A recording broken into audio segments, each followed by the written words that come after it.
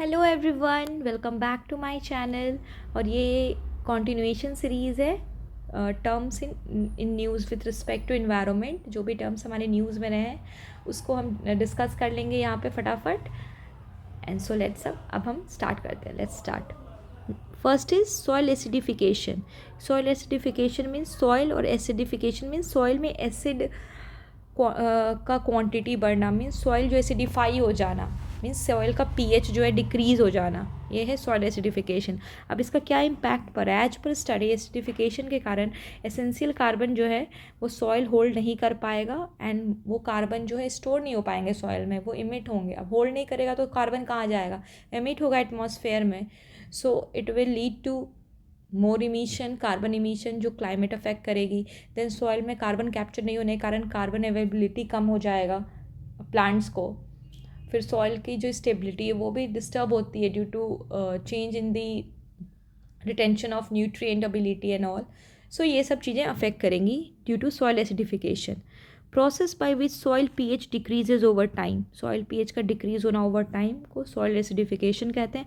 भाई फैक्टर्स क्या क्या है इससे related? Leaching of nitrogen release from ammonium base. Fertiliser जो है ना वो मेन इशू है सॉइल का में एसिडिफाई होने का सॉइल को, क्योंकि जो फर्टिलाइजर्स हम देते हैं नाइट्रोजन रिच फर्टिलाइजर्स, उसमें क्या होता है?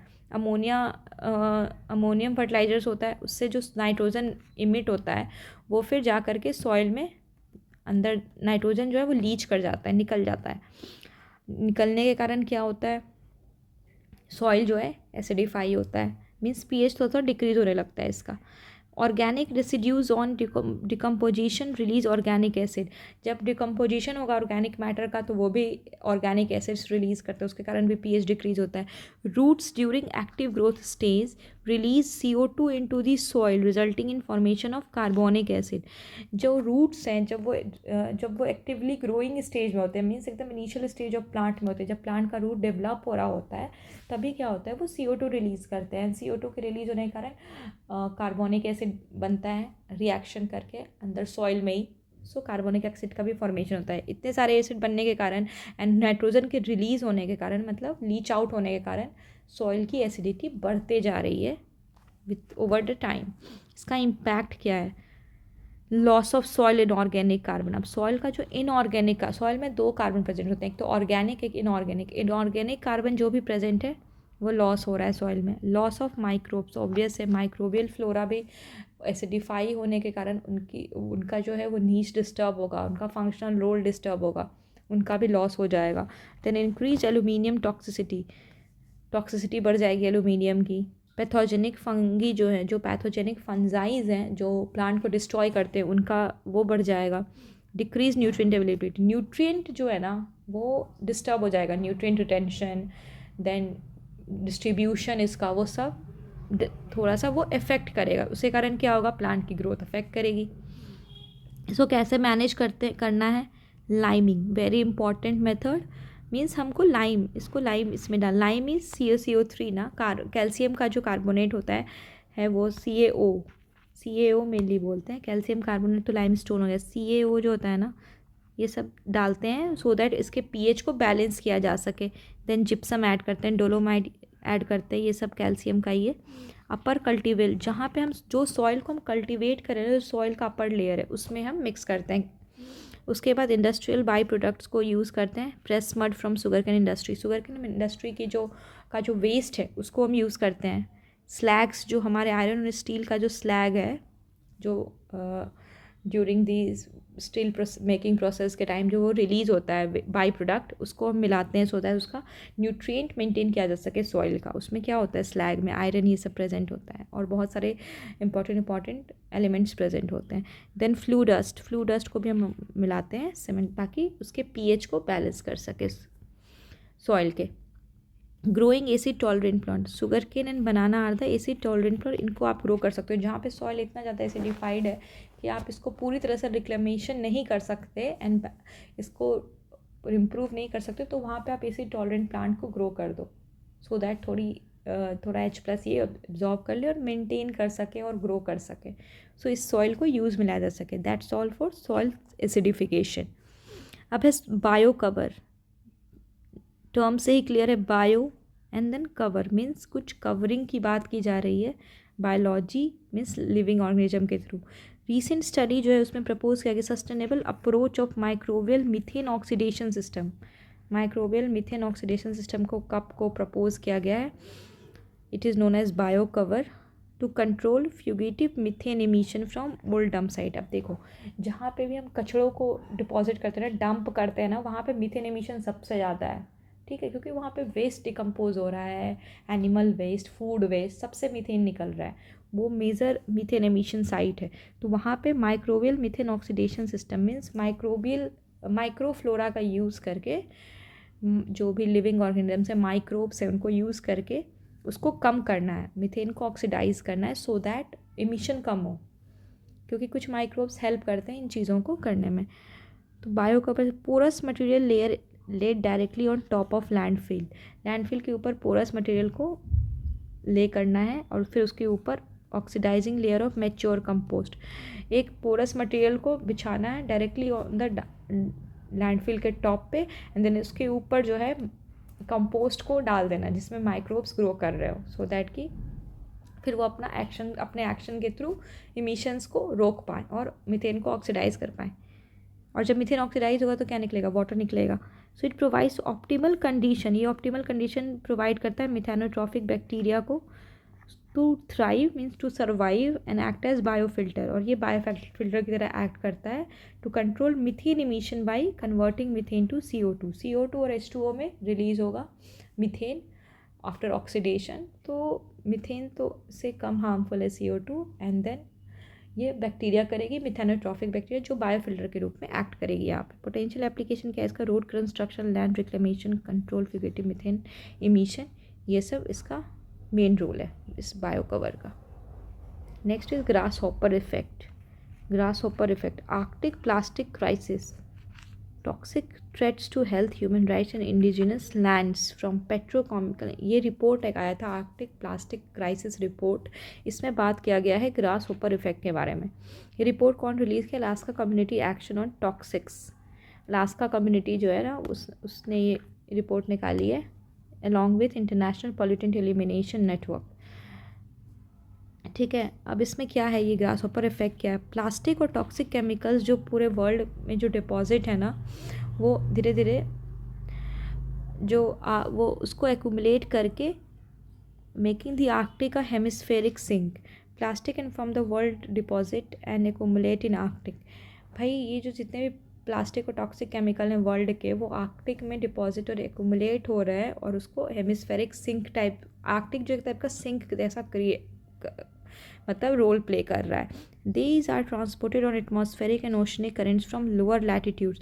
अब भाई आर्कटिक में कैसे जाके, कोई जाके तो नहीं डंप कर रहा है, ये थ्रू जो ओशन करेंट्स और एटमॉस्फेयर के थ्रू ये वहाँ पे जा करके एक्यूमुलेट हो जा रहे हैं, and through a process known as global distillation और ग्रास होपर। इसी को कहते हैं ग्रास होपर, जो ग्लोबली जो प्लास्टिक्स और टॉक्सिक जो प्रोड्यूस हो रहा है केमिकल्स, वो through atmospheric and ocean currents lower latitude से पोल के साइड जा रहा है, एंड वहाँ जाके एक्यूमुलेट हो रहा है, तो इसी को ग्रास होपर इफेक्ट कहा गया है, नोन एज ग्लोबल डिस्टिलेशन। और ये केमिकल जो है वहाँ के ऑब्वियस है इन्वायरमेंट और हेल्थ और वहाँ के पीपल के लिए बिल्कुल ही वहाँ को अफेक्ट कर रहे हैं, हार्मफुली इफेक्ट कर रहे हैं, नेगेटिवली इम्पैक्ट कर रहे हैं। पॉली एरोमेटिक हाइड्रोकार्बन जो है वो कैंसर, हार्ट डिजीज़ पर रिस्पॉन्सिबल, बिस्फिनॉल जो है वो ओबेसिटी और कैंसर। तो मीन्स इसका ये कहना है ग्रास होपर इफेक्ट में एक्यूमुलेशन ऑफ टॉक्सिक और प्लास्टिक्स जो है वो through ocean current and atmosphere Arctic में एक्यूमुलेट हो रहा है, और वहाँ के लोगों को और वहाँ के इन्वायरमेंट को अफेक्ट कर रहा है।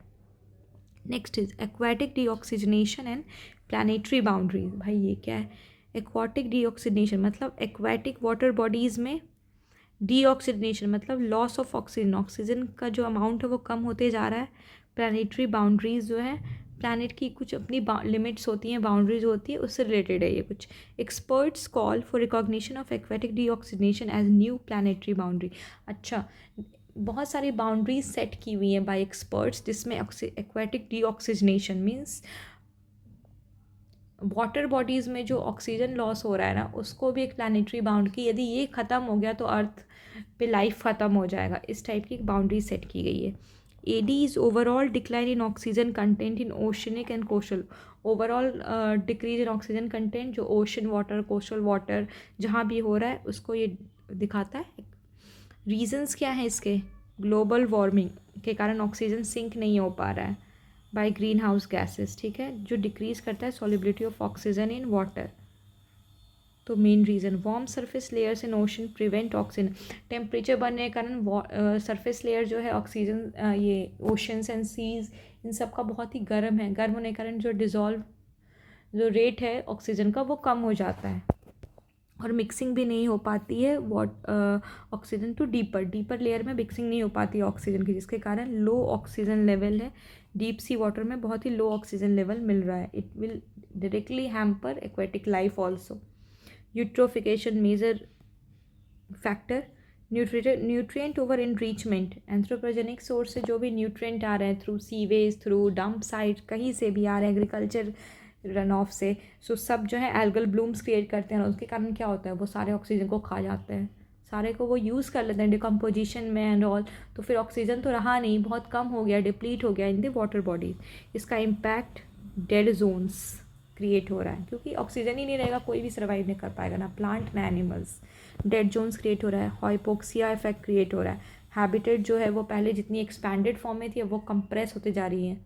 भाई सिकुड़ते तो जाएगी हैबिटेट. मान लो बहुत बड़ा एरिया है, वहाँ पहले बहुत ऑक्सीजन था, धीरे धीरे उसके कुछ पार्ट में ऑक्सीजन ही ख़त्म हो गया तो उनका एरिया तो हैबिटेट तो कम हो गया.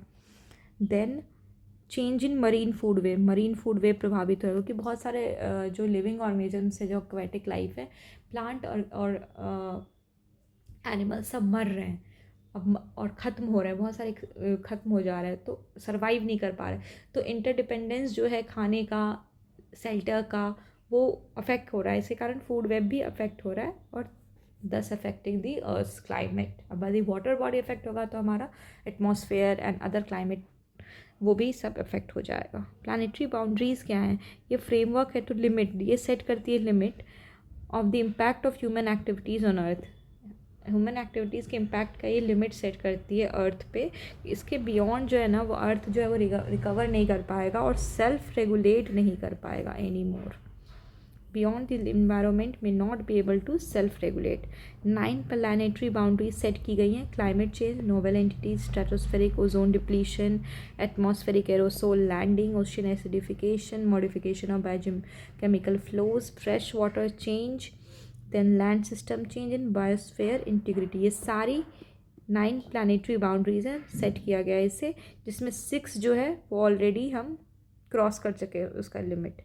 तो अब बचा क्या? Ocean acidification, stratospheric ozone depletion, atmospheric aerosol loading. अभी बस ये 3 में है बचा हुआ, बाकी 6 जो है हम ट्रांसग्रेस कर चुके हैं, मीन्स उसके लिमिट को हम एक्सीड कर चुके हैं. तो अर्थ तो ऑलरेडी नॉन सेल्फ रेगुलेशन जो उनमें आ ही गया है. Next is carbonate compensation depth, CCD. ये क्या है? रिसर्च इंडिकेट करता है कि जो कार्बन कंपेंसेशन डेप्थ है वो एक्सपैंड हो रहा है. इसका क्या मतलब है? ये जो है defined as water depth at which the rate of supply of calcium carbonate from surface is equal to the rate of dissolution. एक ऐसे वाटर के बीच में एक ऐसा, सपोज ये वाटर है, ठीक है, तो एक ऐसा डेप्थ जहाँ पे जो rate of supply of calcium carbonate जो सरफेस से थी और जो उसका वो जितना वो डिज़ोल्व हो रहा है वो इक्वल हो जाए, उसको कहते हैं कार्बोनेट कंपेंसेशन डेप्थ. इसके मतलब ये एक लिमिट है, ठीक है. डीप ओशन में carbon particles in the bottom sediments are supplied by die off surface plankton. Deep ocean में कहाँ से ये कार्बोनेट कहाँ से आता है? जो प्लैंक्टॉन्स का डेथ होता है उससे कैल्शियम रिलीज़ होती है, फिर सेल्स ये सबसे जो रिलीज़ होती है उससे हमारा डीप सी ओशन का बेड बना हुआ है. So when these shells fall below certain water they begin to dissolve. अब क्या होगा? ये अभी डिज़ोल्व नहीं हो रहा, इसलिए ये कार्बन बेड है, कार्बोनेट बेड है सी फ्लोर पे.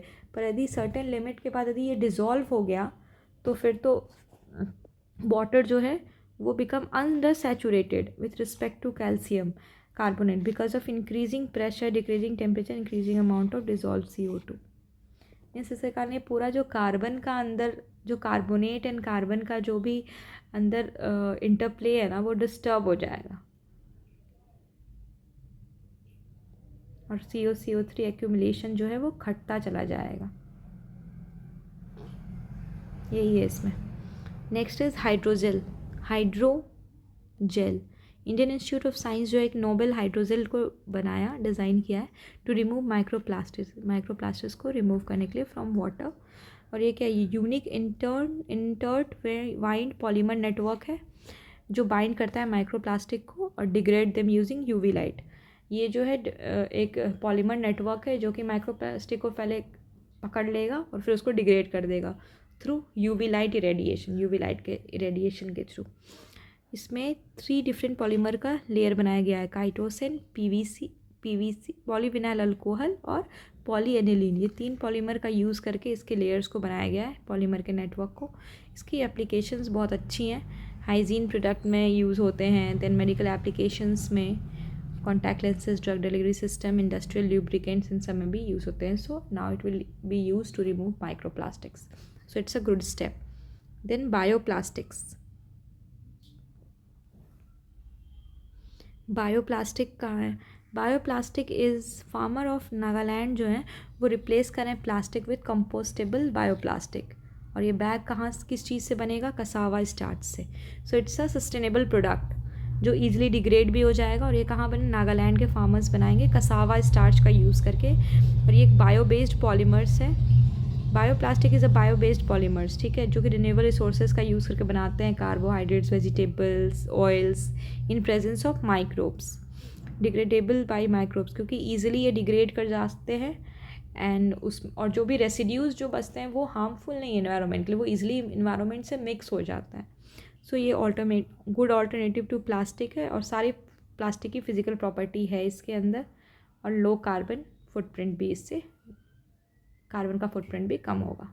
तो इट्स एन इम्पॉर्टेंट ऑल्टरनेटिव बनेगा इससे कसावा स्टार्च से by Nagaland farmers. Next is steel slag जो है उसको भी यूज़ करने की बात कही गई है। Utilization and processing of steel slag in road construction. जो स्टील स्लैग जो निकलता है ना बाई प्रोडक्ट इंडस्ट्री का, जब स्टील फॉर्मेशन होगा एंड आयरन ये सब का जब स्टील मेकिंग में जब यूज़ होती हैं इंडस्ट्रियल प्रोसेस में, तो स्लैग जो है एक बाई प्रोडक्ट के रूप में निकलता है जो मिक्सचर होता है बहुत सारे एलिमेंट्स का। तो उसको अब यूज़ किया जाना है रोड कंस्ट्रक्शन में। And it is released by central road research institute के द्वारा ये गाइडलाइंस रिलीज़ की है for its use and processing. तो स्टील स्लैग है क्या? Solid waste generated in the process of steel making के टाइम जो सॉलिड वेस्ट जनरेट होता है उसको कहते हैं steel slag. Composed of calcium oxide, iron, silicon, magnesium, इन सब के ऑक्साइड से ये बना होता है। की एप्लीकेशन क्या है? रोड के लिए एक अच्छा मटेरियल है स्टील स्लैग रोड टेक्नोलॉजी, ये है इसका नाम स्टील। इसमें blending material for Portland cement, fertiliser and soil improvement, इन सब में इसका यूज़ जैसे अभी हम लोग पढ़ रहे थे फार्मिंग में भी स्टील स्लैग का यूज़ किया जाता है सॉइल के इम्प्रूवमेंट के लिए।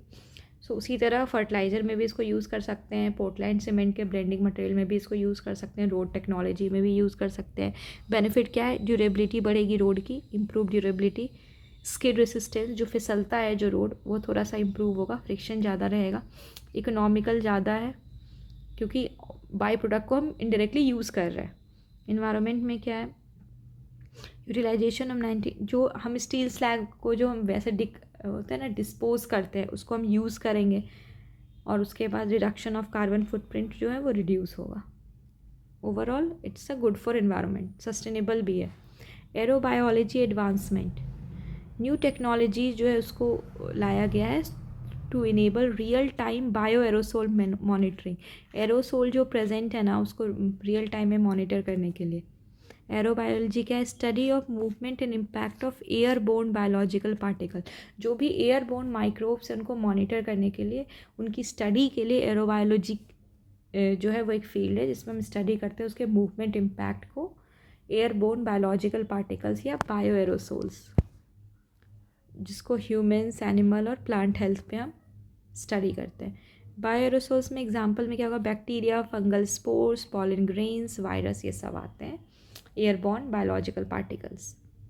बायो एरोसोल्स जो है वो change in biodiversity, plant flowering pattern, distribution, climate shift, ये सारी चीज़ों को रिफ्लेक्ट करते हैं कितना क्लाइमेट शिफ्ट हो रहा है, biodiversity changes, pollen flowering changes, क्योंकि प्लांट फ्लावरिंग पैटर्न जो चेंज होगा वो क्यों होगा, प्लांट फंगल ग्रेन से, पॉलन ग्रेन से जो है ये अफेक्ट होगा, उसकी डिस्ट्रीब्यूशन अफेक्ट होगी। तो ये सब चीज़ों को ये रिफ्लेक्ट करता है, इसीलिए इसकी स्टडी की जाएगी और मॉनिटर किया जाएगा इसको। Gas flaring, gas flaring is a global gas flaring tracker report अभी रिलीज़ किया गया बाय वर्ल्ड बैंक।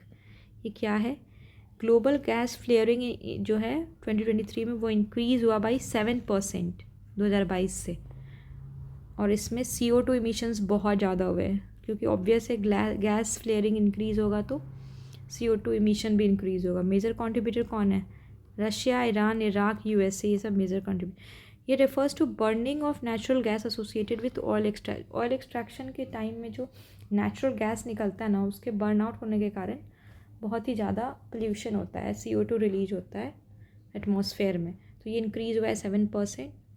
इसी को कहते हैं गैस फ्लेयरिंग, जो ऑयल एक्सट्रैक्शन के दौरान जो नेचुरल गैस बर्न होता है उसको कहते हैं gas flaring.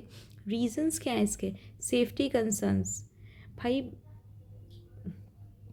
Safety concerns important है क्योंकि इससे बहुत लोग हार्म हो सकते हैं, प्रेशर चेंज को मेंटेन करना पड़ता है, नहीं तो आग लग जाती है।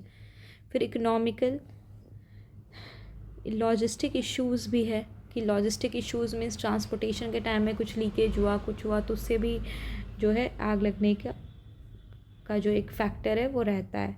Key measures taken to avoid gas flaring, क्या क्या मेजर्स लिए गए इसको अवॉइड करने के लिए, zero routine flaring by 2030 initiative है वर्ल्ड बैंक का, कि ताकि इस चीज़ को प्रिवेंट किया जा सके, वरना इससे सबसे ज़्यादा तो क्लाइमेट अफेक्ट होगा ऑब्वियस है, एंड देन लोग भी अफेक्ट होंगे, एनवायरनमेंट अफेक्ट हो जाता है।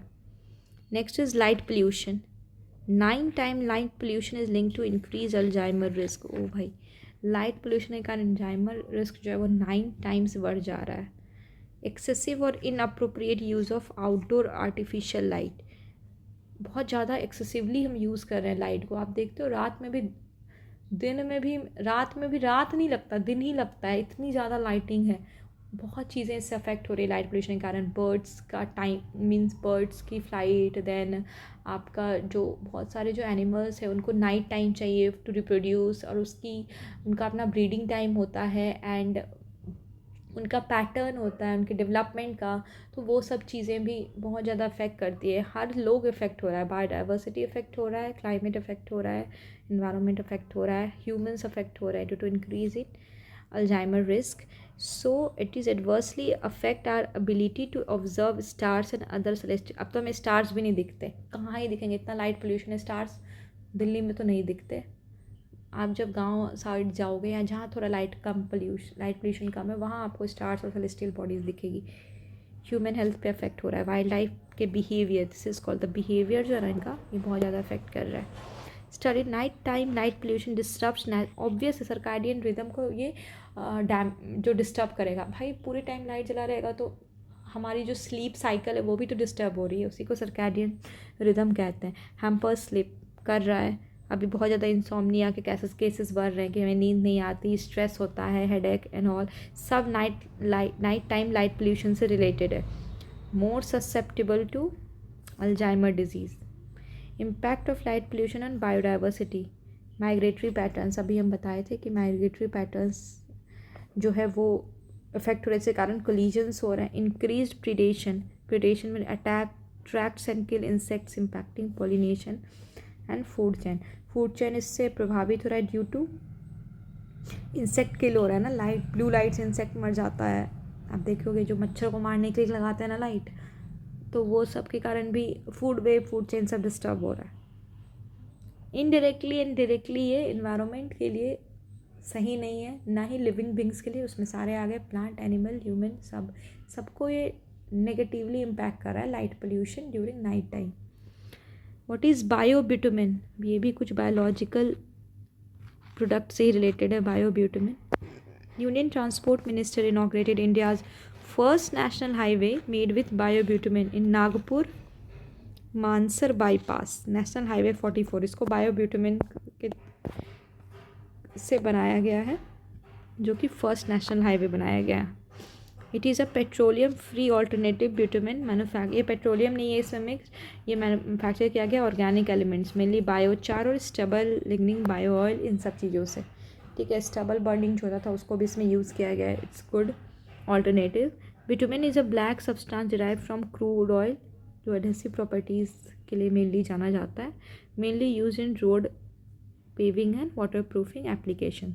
सो इसके कारण रिड्यूस्ड इम्पोर्ट्स, स्टबल बर्निंग का इशू भी रिजॉल्व हो रहा है, इम्पोर्ट रिड्यूस हो रहा है ऑयल का, एंड बायो इकॉनमी भी हमारी बूस्ट हो रही है सस्टेनेबल लाइफ की ओर। सस्टेनेबिलिटी को हम बढ़ावा दे रहे हैं, कह सकते हैं। Sustainable methods of road construction में कॉपर स्लैग, जियो टेक्सटाइल, कोल्ड एसफाल्ट मिक्सचर, ये सब भी अदर मेथड्स हैं सस्टेनेबल रोड कंस्ट्रक्शन के। सो ये सारे थे इकोनॉमी, ये इन्वायरमेंट से रिलेटेड मेजर टर्म्स जो यूज़ हुए हैं इन द न्यूज़ पिछले ईयर। तो आई होप ये सब आपको टर्म्स क्लियर होंगे। थोड़ा भी एक दो टर्म भी ना हर दूसरे चीज़ों से रिलेटेड है, यदि आप एक टर्म नहीं समझ पाओगे तो दूसरा नहीं समझ पाओगे। तो इम्पॉर्टेंट है कि टर्म क्लियर हो जाए, एंड कभी कभी डायरेक्टली एग्जाम से पूछ लेते हैं या उस इनडायरेक्टली भी कहीं मेंशन होता है, तो फिर हम इजीली गेस करके आंसर तक पहुंच सकते हैं। सो उस हिसाब से ये बेनिफिशियल है। आई होप आपको पसंद आया होगा, and we will meet again with some new topics. तब तक keep studying, good bye, see you.